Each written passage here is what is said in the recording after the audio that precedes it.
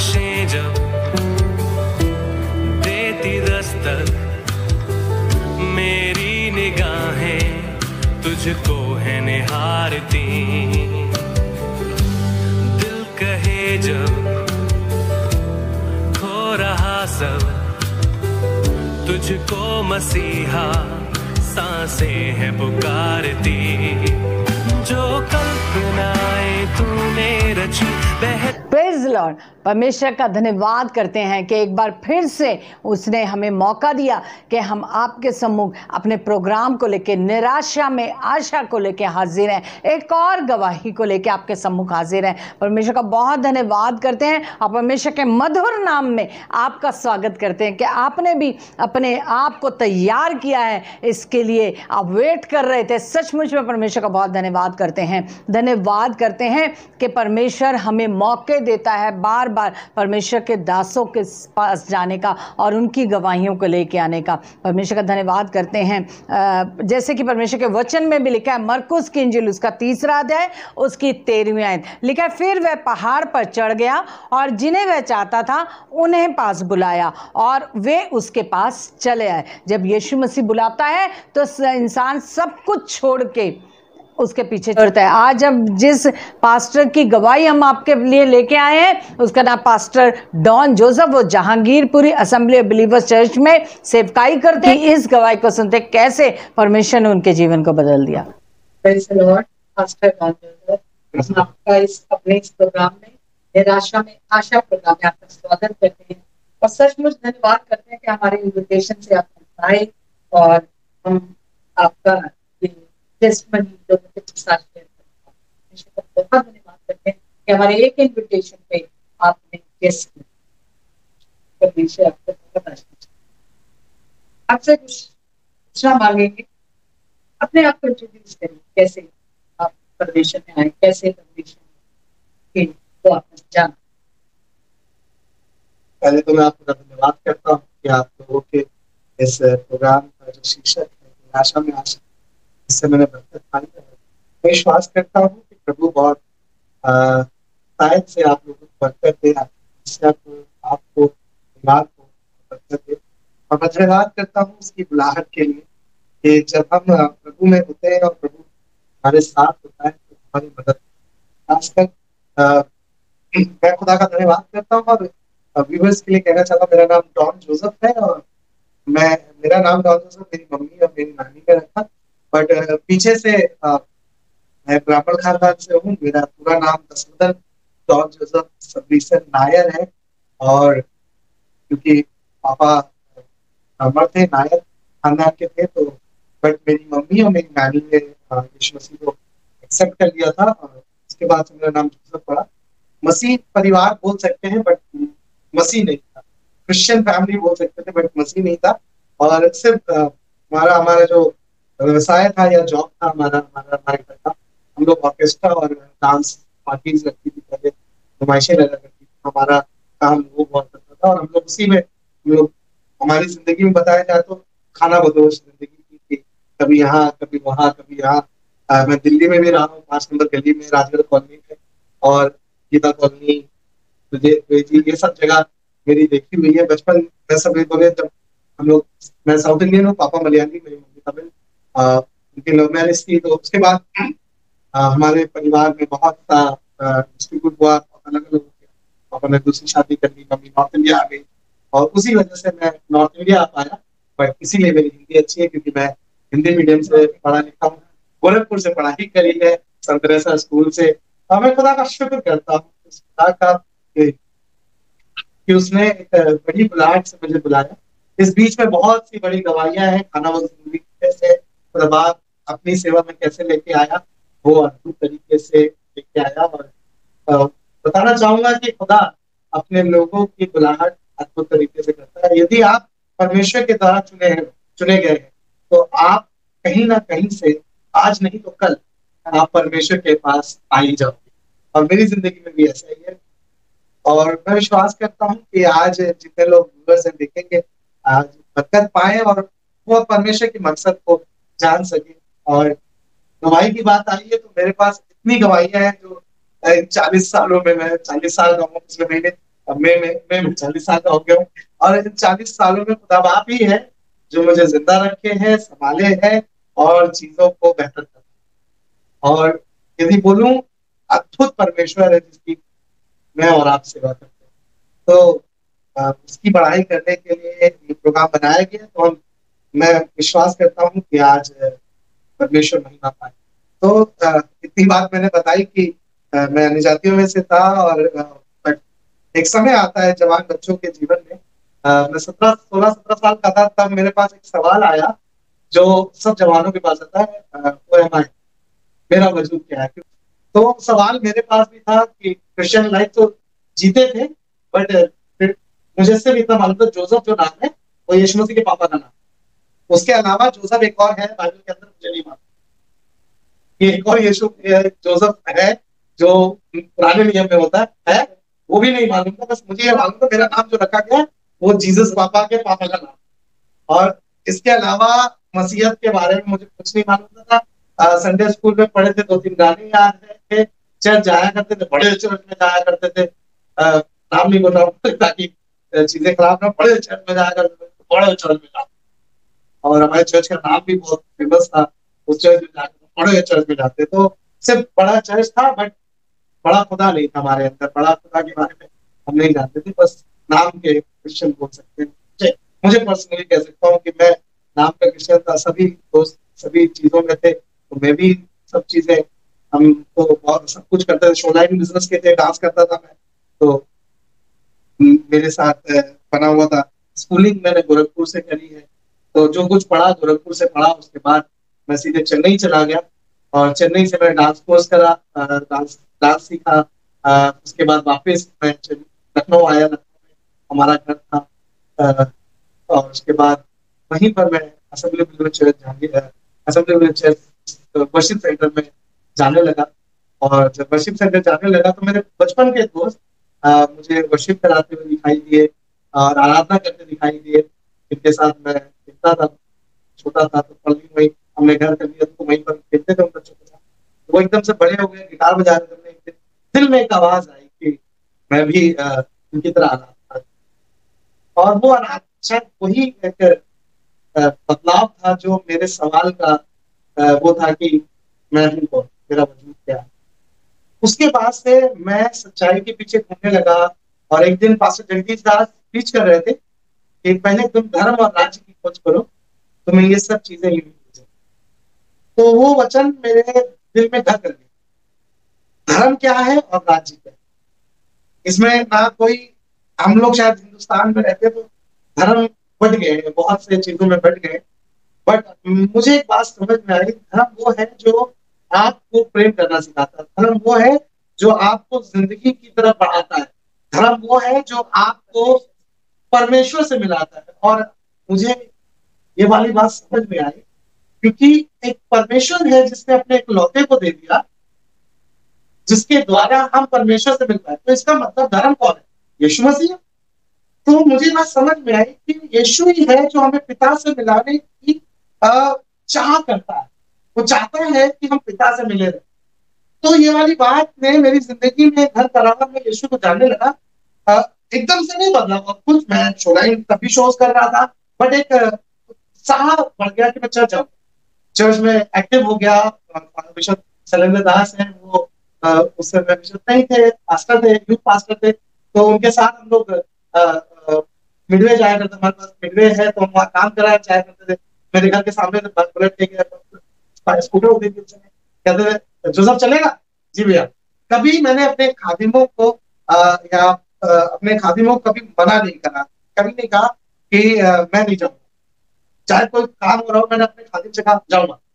तो वो एक चर्च के प्रति या खुदा के घर के प्रति मेरा एक मैंने कमिटमेंट कर ली थी कि मैं खुदा के खादिम को नहीं कभी करूंगा, मैं सब काम करूंगा जो कहते हैं। क्योंकि मुझे चर्च में मजा आने लगा था, और एक चाहत भी थी कि मैं गिटार सीखूंगा। तो चर्च में जाकर झाड़ू लगाना, साफ करना, और गिटार उठाने में सबसे पहले आलमबाग और लखनऊ, मेरा चर्च में करीब आलमबाग में 3 चर्च पड़ते हैं, बट मेरा चर्च वर्शिप सेंटर पड़ता है बद्रीनाथ क्रिश्चियन कॉलोनी में। तो मुझे लगभग 10 किलोमीटर 12 किलोमीटर दूरी में साइकिल से जल्दी पहुंचता था, ताकि 8 बजे चर्च होता था। ताकि मैं गिटार लेके बजा सकूं और चीजों सीख सकूं। बट तब भी खुदा के खादिम बनने का कोई वो नहीं था। चर्च आया करता था, सब चीजें थी। बट प्रभु ने अद्भुत तरीके से खुदा के खादिम के द्वारा मेरी जिंदगी में काम करा और एक दिन मैं पास्टर कर रहा हूँ, खुदा खादिम बने। मैं बाहर उस समय तो चुप रहा, क्योंकि हंसने लगा, क्योंकि पढ़ाई बहुत ज्यादा नहीं करी, क्योंकि खाना बदो जिंदगी के चक्कर में पढ़ाई बहुत ज्यादा नहीं हो पाई। ट्यूशन पढ़ के पढ़ाई करी और उन्होंने बोला कि पादरी बनेगा, तो मैं अटक गया। और मेरे पास बहुत सी ऐसी गवाही है, जो बाइबल पढ़ता था अटक जाता था, तो खूब ऐसी होती थी, क्योंकि पढ़ाई एकदम छोड़ दी थी, तो चीजें ब्लॉक हो गई थी। बट खुदा का शुक्र करता हूँ, खुदा आपकी दिल को देखता है। और शायद हम कई बार खुदा के खातिम को सही से सुनते नहीं। और मैं बाहर जाकर अपने दोस्त से, पादरी साहब पागल हो गए, उनका दिमाग खराब हो गया, मुझे वो कह रहे मुझे पादरी बना रहे, मैं कह रहा मैं पादरी बनूं। बट आप सच जानिए कि उनकी बात ही पूरी हुई। आज मैं खुदा का खातिम हूं, मेरे पास कलीसिया है और मैं खुदा की सेवा कर रहा हूँ, और 16 साल से सेवा कर रहा हूँ, 17 साल से। तो आपका खादिम आपसे साफ देख पाता है। और आपने कलाम, यदि आप खुदा का कलाम पढ़ेंगे, तो गहजी को वो रथ दिखाई नहीं दे रहे थे जो एलीशा को दिखे। तो कई बार हम चर्च में होते हैं, हम एलीशा को नहीं देख रहे होते, उसकी बातों पर ध्यान नहीं देते, हम बाहरी चीजें देख रहे होते, और हम अपने पादरी की बातों को इनकार कर रहे होते, नहीं कर पाएंगे, हमसे नहीं हो पाएगा। तो बट मैं चुप रहा, मैंने पादरी साहब से कभी कुछ नहीं कहा, बट मैं चर्च में एक्टिव रहा। ये चीज सुन करके मैं पादरी बना, मैंने चर्च को नहीं कहा, मैं चर्च में ही रहा, बना रहा। और मुझे अच्छी तरह से याद है 2002-2001 में मैं बाकी कॉलेज किया, उससे 6 महीने पहले ही खुदा ने मेरे दिल में डाला। एजुकेशन ना होने के कारण चीजों के मैं डर नहीं रहा, बट एक आवाज आई खुदा की सेवा कर। मैं बस सोच लिया था, मैंने वाली बात जान ली थी कि कोई बात नहीं, मैं ट्रेनिंग करूंगा, पूरी कोशिश करूंगा, चाहे अटक के पढ़ूं, नकल करूंगा, रात बैठ के लिखूंगा, सब कुछ करूंगा, बट मैं इस ट्रेनिंग को पूरा करूंगा, और ताकि मैं प्रभु का वो दास बन सकूं, ताकि चर्च में मैं छोटा काम करके खुदा की सेवा करूं। और मैंने सोच लिया था मैं गांव में जाके सेवा करूं, जो भी मेरे दिल में आया, मैंने सोच लिया था राजबरेली जाके सेवा करूं। बट खुदा के खातिर आपको और आपके लिए दुआ करते हैं, और आपको दिशा निर्देश देते हैं कि आप ऐसा करो, ऐसा करो, ऐसा करो। और इसी वजह से परमेश्वर का धन्यवाद करता हूँ कि मैं अपने पास्टर के पास, पास्टर जगदीश दास के पास 6 महीने पागल कॉलेज करने के बाद उन्हीं के घर में रुका, और उन्होंने एक दिन बैग पैक करवाया गाजियाबाद, 11 अगस्त अच्छी तरह से याद है। यहाँ पे करना मांगती, परमेश्वर में आप आ गए, लेकिन आप कहते थे कि शो लाइन बिजनेस में भी थे और चर्च में भी थे, तो ऑब्वियस है वहां पे आप ज्यादा कमाते हो, अच्छे से आपकी कमाई को, तो वो छोड़ने के लिए कुछ ऑब्वियस है, जब हम अच्छा कमाते हैं और उसके बाद परमेश्वर के दासों को तो उस लेवल का नहीं मिल पाता है, और उस लेवल की मेहनत ज्यादा होती है, दुआ ज्यादा करनी है, लोगों को बहुत ज्यादा प्रचार करना है, सब चीजें। तो हमें पता है कि परमेश्वर के दासों का जीवन उतना अच्छा नहीं होता, उतना लग्जरियस नहीं होता जितना हम शो लाइन बिजनेस करते हैं। तो उसको छोड़ के कैसे आप परमेश्वर के? देखिए, मेरे पास एक, तो जैसे मैंने बताया, चर्च मेरे लिए बहुत ज्यादा जरूरी हो गया था। मैंने एक शो पकड़ा, मुझे बहुत अच्छी तरह से याद है, वो संडे का शो था, और पंजाबी शो था, और हमने पूरी ट्रेनिंग करी थी, हम लोग 30 दिन रिहर्सल करा, संडे का एक प्रोग्राम था, एक फार्म हाउस पे था, पूरा सेटअप हमारा था, बहुत बड़ा अमाउंट था, हर डांसर को कम से कम 15-15 हजार, बहुत अच्छा चीजें। उस समय 15,000 मिलना बहुत बड़ी बात थी, क्योंकि शो ही मैं और मेरे दोस्त का था। मैं क्योंकि कोरियोग्राफर था, मैं सिखाता था, क्योंकि मैं उसी समय ताजा मद्रास से डांस सीख के आया, तो उसी समय बुगी शुरू हुआ था। अपने माँ बाप अपने बच्चों को डांस सिखाया करते थे, तो मैं हिट हो रहा था। लखनऊ में मार्केट में एक शो करा, जिसमें मेरा अखबार में नाम आया, और सब चीजें बहुत अच्छी होने लगी थी। मैं पीक पे जा रहा था कि लखनऊ में मेरा अच्छा डांस क्लास शुरू होगा, सब होगा। मैं धीरे धीरे चल रहा था, और वो संडे वाला प्रोग्राम मुझे अच्छे कराता है। मैंने बोला कमाने जा रहा हूँ, पहले आपको बताऊं, जो पेमेंट थी उस प्रोग्राम की नहीं, क्योंकि संडे मिस। आपको सच बताऊं, कम से कम 30 किलोमीटर दूर था, 30 से 40 किलोमीटर, लखनऊ से 30 किलोमीटर दूर एक फार्म हाउस में वो प्रोग्राम था। हमें पेमेंट मिली, सिर्फ पेमेंट मुझे मिली कि मैं घर आ सकूं, वो भी ना बराबर कोई पेमेंट। तो सच बताऊं, 500 रुपये मिले कि तुम घर पहुंच जाओ, क्योंकि वो प्रोग्राम खराब हो। मुझे अच्छी तरह से याद हो गया, मैं एकदम दांत बांध ली कि संडे को कोई प्रोग्राम नहीं, संडे को कोई प्रोग्राम नहीं करूंगा, मैं खुदा के घर में करूंगा। ये मेरी मेरी पर्सनल गवाही है कि मैं फिर उसके बाद एक बार मैं झांसी में था, झांसी से करीब 70-60 किलोमीटर दूर था मैं। उस प्रोग्राम मेरा डांस पार्टी लगी थी, तो मैं वहां से 60 किलोमीटर बस में बैठकर झांसी पहुंचा हूँ, अपने चर्च अटेंड करा है, सुबह 4 बजे निकला हूँ, चर्च अटेंड करा, उसके बाद वापस गया हूँ। और ये चाहत इसी तरह से चर्च में मेरी चाहत बढ़ती गई। एक कोटकपुरा है, एक जगह है राजस्थान में, एक जगह थी, वहां पर मैं चर्च ढूंढकर चर्च में गया हूँ। हाथरस में ऐसे शो लगा हुआ था, हाथरस में चर्च ढूंढने गया हूँ। तो जो चर्च की चाहत है वो मेरे बढ़ती चली गई। तो मैंने कभी भी जो एक बुलाहट होती ना, ऐसा लगा कि कोई मुझसे प्यार नहीं करता, मुझे मुझे खुदा प्यार करता, क्योंकि मम्मी का इकलौता लड़का हूँ। पापा का प्यार कभी नहीं मिला। पापा का प्यार क्या होता है मुझे नहीं मालूम, सच बताऊं। आज मैं अपने बच्चे से प्यार करता हूँ, या आपके हस्बैंड को बच्चों में प्यार देखता हूँ, तो ये चीज मुझे एहसास होती है कि मैंने पर्सनली ये मिस किया है।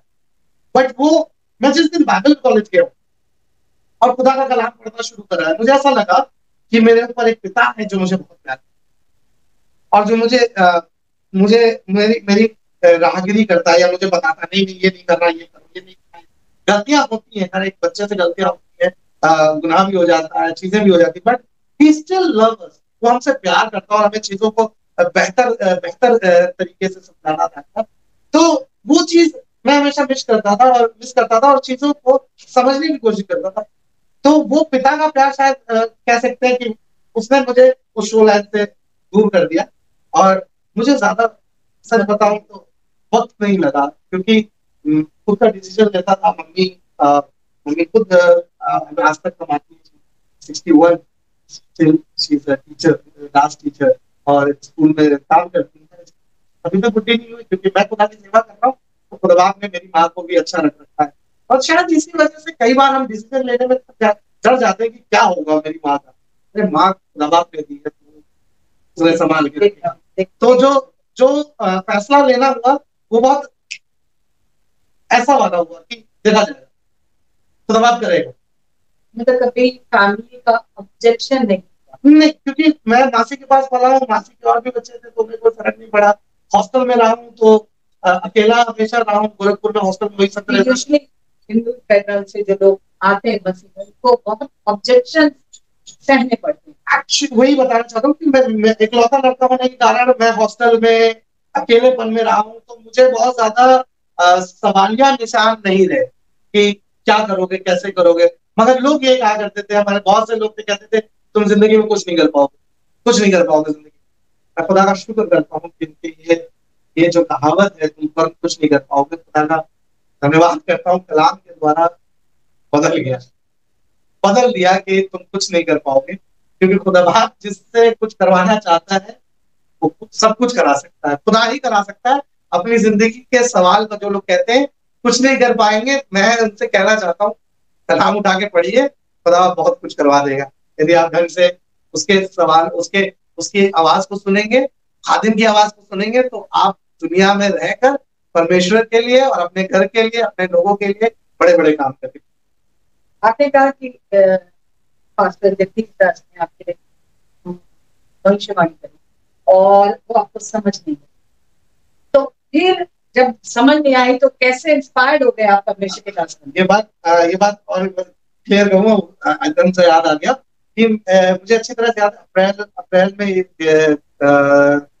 2000 में अप्रैल में मेरे लिए एक और भविष्यवाणी हुई जो ब्रदर टोनी ने, ये कंफर्मेशन था। ब्रदर टोनी उस समय संडे चर्च, ईस्टर के बाद चर्च हम लोग का वहां पर रात में चर्च लगता, और उसके बाद संडे सर्विस होती है। तो मैं तैयार होके मैं चर्च पहुंचा था, मेन चर्च, और वहां बैठा था एकदम फर्स्ट चेयर में, और एकदम से ब्रदर टोनी आए और उन्होंने मुझसे हाथ रखकर ये दुआ करी कि मैं प्रभु का सेवक बनूं।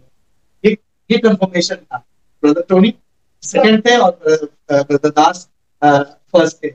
और उसके बाद भी मैं तब भी शोज कर रहा था, बट जो मैं बता सकता हूँ 2001 मेरी जिंदगी का वो टर्निंग पॉइंट था, जब खुदा ने एकदम साफ साफ कहा था कि तो अपनी जिंदगी, और मैं उसके बाद खुदा के साथ रहा। 97 में ही मैंने नशा और गलत काम और वो सब छोड़ दिए थे कि जब से चर्च में आने लगा, मैं ड्रिंक करता था, स्मोक करता था, वो सब चीजें छूट गई और खुदा ने मेरी मदद करी। और मैंने ये नहीं कहा कि कोशिश करूंगा, मेरी खुदा ने मदद करी। मैं हमेशा कहता था कि मेरा खुदा मदद करेगा। कोई भी मुझे जबरदस्ती करता था, नहीं, मैंने यीशु मसीह के लिए छोड़, मैंने खुदा के लिए छोड़ दिया, ये बात मैं बोलता था। और सच बता रहा हूँ, यीशु मसीह ने मेरी मदद करी इस गंदी चीजों को छोड़। मैं अपने दांत दिखाऊं तो शायद चॉकलेट और खा खा के, पॉपकॉर्न खा खा के सब खराब हो चुके हैं, खत्म हो चुके हैं पीछे के दांत। बट धन्यवाद करता हूँ कि खुदा ने मेरी मदद करी कि इन चीजों से, गंदी चीजों से छूटकर आज मैं प्रभु के सेवा, और मुझे ज्यादा मुश्किल नहीं हुई कि किसी चीज को छोड़ने में। मुझे ज्यादा मोहब्बत में खींचा जो यीशु मसीह का है, जो मैं उसकी सेवा करता हूँ। और जैसे आप परमेश्वर के दास हैं, तो जीवन में भी कभी उसके बाद जब आप मिनिस्ट्री में आ गए और मिनिस्ट्री कर रहे हैं और आप बचत जहांगीरपुरी के पास आए, तो उस समय में मिनिस्ट्री में कभी ऐसा समय आया जब शायद लगा हो कि निराशा ने आपको घेर किया है और चीज ऐसी लग रही है कि मेरे हाथ में नहीं है, तो मैं चाहूंगी वो बोलिए और उससे आप कैसे उबर। अब आपको बताऊं कि मैं जब दिल्ली में आया था तो मैं करोलबाग के लिए एज असिस्टेंट पास्टर, करोलबाग में मैं एज असिस्टेंट पास्टर नियुक्त करा गया था। और ऐसा नहीं कहूंगा कि मेरे से गलतियां नहीं हुई, मुझसे गलती हुई और उसके बाद बदलाव आया, चीजें हो गई। मुझे करोलबाग चर्च बहुत अच्छा हो गया था। उसके बाद मुझे जहांगीरपुरी भेज दिया गया और जहांगीरपुरी में 16 साल हो गए मुझे सेवा करते हुए, और 2.5 साल में करोलबाग में रहा। और आप एकदम फ्लरिश चर्च से एकदम ऐसे चर्च में भेज दिए गए हो जहाँ पर चीजें मेहनत करनी है। मतलब कभी भी मैंने खुदा के खातिर में भी नहीं, मैंने ब्रदर टोनी से कहा आप क्या चाहते हैं। उससे एक बड़ी गलती हुई और उस गलती के बाद मैंने अपने आप को बदला, खुदा से माफी मांगी, चीजों करा, सीनियर से माफी मांगी और खुदा बाद से उनसे कहा कि आप जो कहोगे बेटा। उन्होंने कहा जहांगीरपुरी। और मैंने अपने सीनियर्स की कभी भी फरमाबरदारी नहीं करी, मना नहीं करा कि आप नहीं करूंगा, नाफरमानी नहीं करी। और मैं वहीं चला गया और मैं 16 साल से वहां सेवा कर रहा हूँ और मैं खुदा का शुक्र कर रहा हूँ, मैं चीजों को सीख पा रहा हूँ। ऐसा नहीं हुआ, इन 16 सालों में मैंने बहुत चेहरे बदलते हुए चर्च के। जो मेरे साथ खड़े थे वो अगेंस्ट हुए, जो मुझे मारते थे वही मेरे अगेंस्ट खड़े हो गए। बहुत गलत बातें भी, बहुत सी चीजें हुई, बट उसके बावजूद भी मैं हमेशा 6 महीने मांगता था। मैं और मेरी पत्नी ये कहते थे 6 महीने दुआ करेंगे तब आपके लिए करता है। ऐसे कर करके मुझे, मेरी पत्नी के साथ 12 साल उसको हो गए, 16 साल मुझे हो गए वहां पर जहांगीरपुरी में, कि 6 महीने मांगता रहा हूं और 16 साल हो गए, बट स्टिल आई एम इन जहांगीरपुरी। हर निराशा के बाद परमेश्वर मुझे खड़ा कर देता था कि अपने बड़े काम को दिखाता था कि मैं, तुझे और कुछ सोचना नहीं, तू मेरी सेवा कर रहा है ना, तेरे पास परेशानियां आएंगी, तेरे विरुद्ध होंगे, तेरे लोग, यही तो कह रहा है कि धन्य है वे जो मेरे कारण सताए जाते हैं। तो कलाम साहब बता रहे ठोकर खाना तो अवश्य लिखा भी है बहुत से विपत्ति आती है, लेकिन उन सब से उनको मुक्त करता है। और दूसरी में ऐसा भी लिखा ठोकर खाना तो अवश्य, कि इसका मतलब बहुत बार आपके ऊपर परेशानियां आएंगी, तकलीफें आएंगी। आप चर्च में रहने के बावजूद आपके विरुद्ध बहुत से लोग खड़े होंगे, लोग कहेंगे देखो ऐसा हो रहा, ऐसा हो रहा, ऐसा हो रहा, बट आप कहाँ खड़े हैं। मुझे तो ब्रदर टोनी ने कहा था जो जहांगीरपुरी जाए, आप, इसका मतलब उनको कुछ दिखा है तभी तो मैं वहां हूँ। मैं उनसे भी कह सकता हूँ मुझे बदल दो, मुझे कहीं और भेज सकता हूँ, बट खुदा के खातिर में कुछ कहा, इसी वजह से मैं वहां पर हूँ। और आज मैं खुदा का शुक्र करता हूँ, खुदा बड़े काम कर रहा है, हमारी प्रार्थनाओं को सुन रहा है। ऐसे लोग आए चर्च में जिनके पास औलाद नहीं थी, औलादे होने लगी, चीजें, अब वो सब चर्च छोड़ के चले सब कुछ मिलने के बाद। तो क्या मैं करूं या मुझ में कमी है? नहीं नहीं, लोग अपने फायदे के लिए बहुत कुछ करते, तो हम क्यों निराश? मुझे एक ही इस वाली बात को समझ पाया, हम क्यों निराश हो? निराश तो उन्हें होना चाहिए कि उनके पास जीवता परमेश्वर है। मुझे तो आशा है कि मेरा खुदा मेरे लिए सब कुछ करता है, तो वो तो मेरे साथ है। मैं फिर दुआ करूंगा, लोगों के पास चीजें होंगी, मैं फिर दुआ करूंगा, लोगों के पास बरकतें आएंगी, फिर दुआ करूंगा, क्योंकि वो तो मुझे ठहराए हुए है ना वहां पर। लोग आएंगे और जाएंगे, तो मैं खुदा का शुक्र करता हूँ कि खुदा ने मुझे एक अच्छी पत्नी भी दी, जिसने मुझे बोलते ना एक से भले दो, तो खुदा बाप ने एक ऐसी पत्नी दी जिसने मेरी सबसे कमी में मेरे से शादी करी कि जब मुझे 1000 रुपये मिलते थे तब कहा था कि क्या मुझसे शादी करेंगे, तो उसने हाँ कर दी। 1000 रुपये जब मिलते थे पॉकेट मनी, तब तो मेरे पास कुछ वो भी नहीं, पर खुदा का शुक्र कर कि खुदा इतना बड़ा है जो आपकी सब जरूरतों को पूरा, सब जरूरतों को पूरा, और आप जब उसके पीछे लग जाते हैं तो वो जिंदगी को अपने हिसाब से आपके लिए प्लान करते हैं, क्योंकि आपको क्या चीज जरूरत है उसे मालूम, तो आप क्यों निराश? तो मेरे लिए हमेशा एक प्लस पॉइंट रहा है कि मेरे पास्टर ने मुझे एक बात सिखाई थी कि सिर्फ ब्रदर टोनी का खुदा नहीं, तेरा भी खुदा, जैसे उनके लिए खुदा पूरा करता है वो तेरे लिए भी पूरा करता है। तो उस समय तो मैं एकदम छड़ा था, कुछ मालूम ही नहीं था, मगर ये वचन मेरे अंदर ऐसा घर कर गया, और इस बात को आज भी मेरे लिए खुदा पूरा करता है। और आज भी मैं उसी 16 साल के 17 साल के लड़के की तरह आज भी कहता हूँ कि मेरे लिए खुदा सब कुछ। तो कोई एक मैसेज जो आप हमारे व्यूअर्स को देखने वालों के लिए, जो जैसे आजकल के माहौल चल रहे हैं, लोग बहुत परेशान है, हताश है, निराश है, लोगों की नौकरियां चली गई हैं, लोग बीमारी से परेशान है, बहुत सारी चीजें जिंदगी में जो है निराश कर रही है, रिलेशन, हस्बैंड वाइफ के रिलेशन अच्छे नहीं है, और बहुत सारी चीजें हैं, और ये समय भी कुछ ऐसा ही चलता है। तो हमारे व्यूअर्स के लिए कोई एक अच्छा मैसेज जो निराशा में आशा लेके आए। मैं प्रभु का धन्यवाद करता हूँ कि मेरे लिए एक आयत पढ़ते हैं, आप मेरी मदद करते, जो मिलेगी दूसरा थिस्सलुनीकियों और उसका पहला अध्याय उसका 11वां।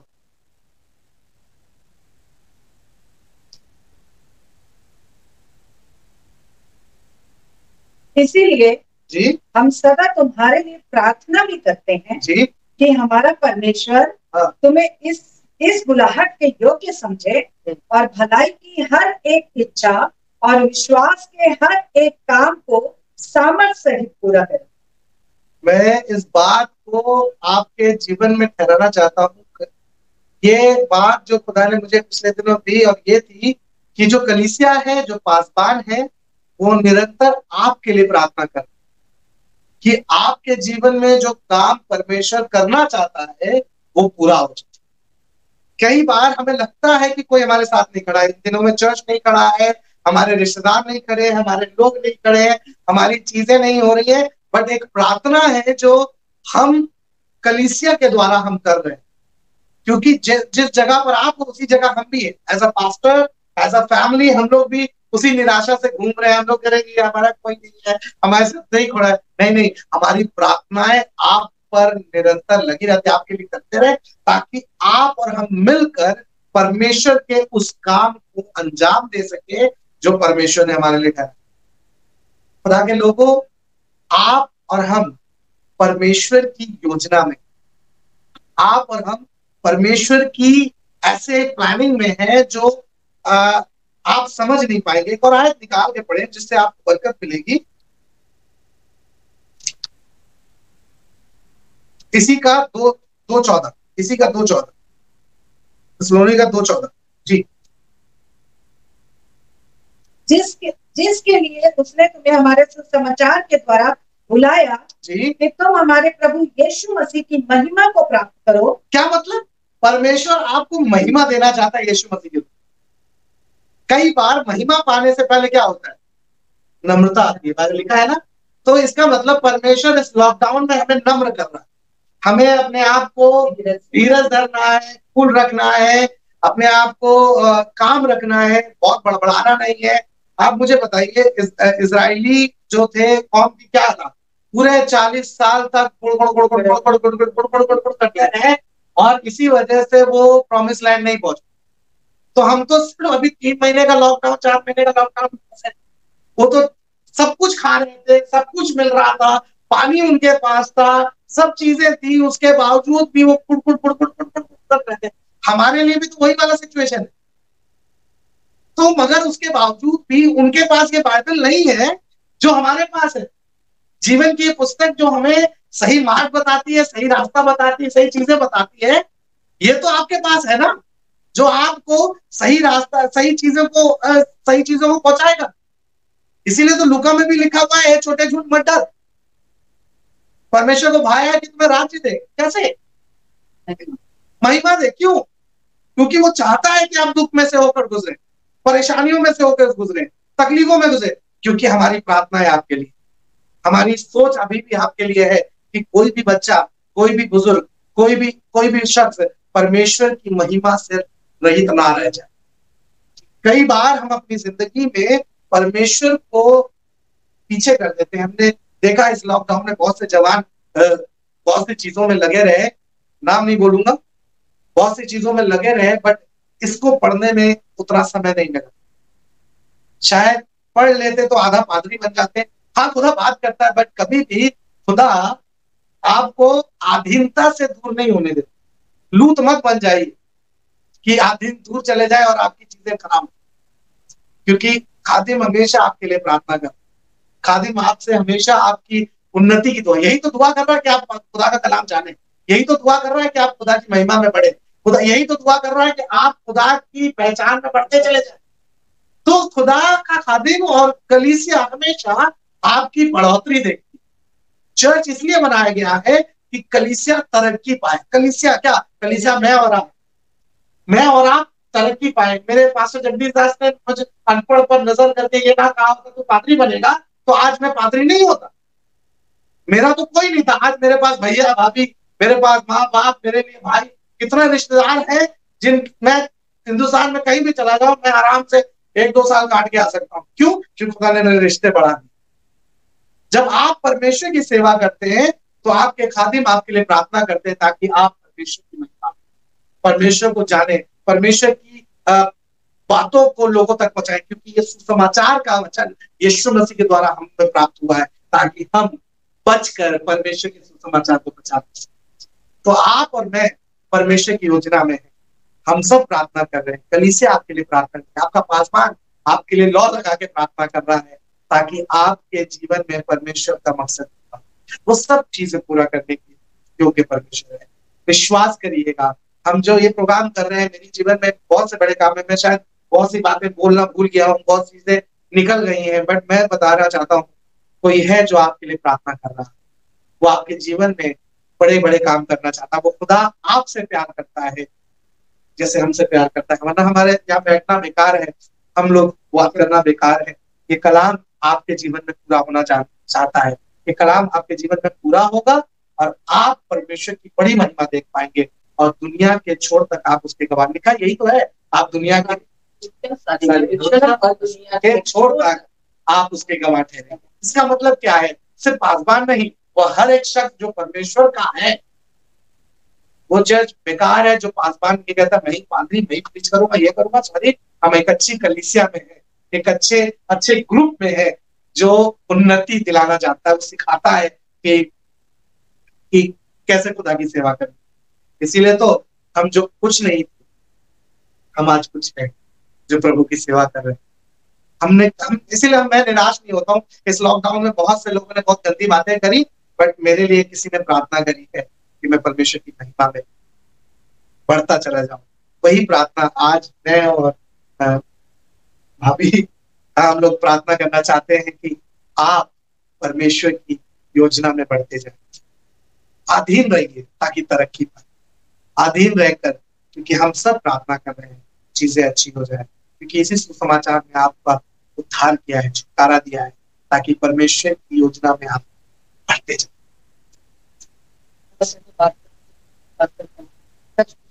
वचन से बहुत बरकत हुई और एक बार फिर से हमारे एक इन्विटेशन डालने के लिए आपका बहुत बहुत शुक्रिया अदा करते हैं। कि सच में आपने समय निकाला, बहुत मुश्किल है लेकिन फिर भी आप आए और परमेश्वर का बहुत धन्यवाद करते हैं, उसने मौका दिया है। हम आपकी बदल Thank you. Praise the Lord. खुदा आप लोगों को आशीष दे।